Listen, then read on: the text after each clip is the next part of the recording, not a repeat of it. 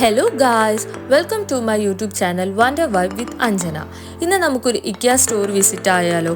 ഇക്കിയ എന്ന് പറയുന്നത് സ്വീഡനിലെ ഏറ്റവും ഫേമസ് ആയിട്ടുള്ള ഒരു ഫർണിച്ചർ റീറ്റെയിൽ ഷോപ്പാണ്. ഇവിടെ നമുക്ക് ഫർണിച്ചേഴ്സ് അതുപോലെ തന്നെ ഒരു വീട്ടിലേക്ക് ആവശ്യമായിട്ടുള്ള എല്ലാ ഹൗസ് ഹോൾഡ് ഐറ്റംസും വളരെ ബഡ്ജറ്റ് ഫ്രണ്ട്ലി ആയിട്ടുള്ള രീതിയിൽ ലഭിക്കും. ഇക്കിയ എന്ന് പറയുന്ന ഈ ഒരു ഷോറൂം സ്റ്റാർട്ട് ചെയ്യുന്നത് 1943 എംഹെൽറ്റ് എന്ന് പറയുന്ന സ്വീഡനിലെ ഒരു സ്ഥലത്താണ്.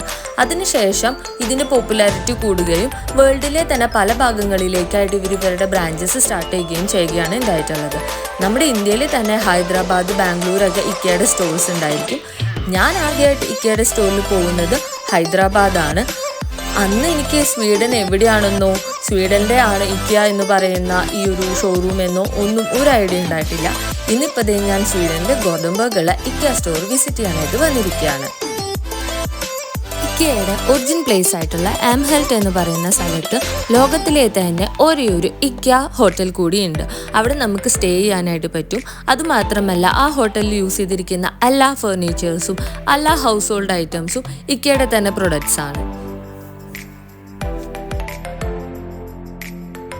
ഇക്കിയ ഷോറൂമിൽ ഫർണിച്ചേഴ്സ് മാത്രമല്ല, ഇതുപോലെ ഒരുപാട് ചെടികളും അവർ വിൽക്കാനായിട്ട് വെച്ചിട്ടുണ്ടായിരുന്നു.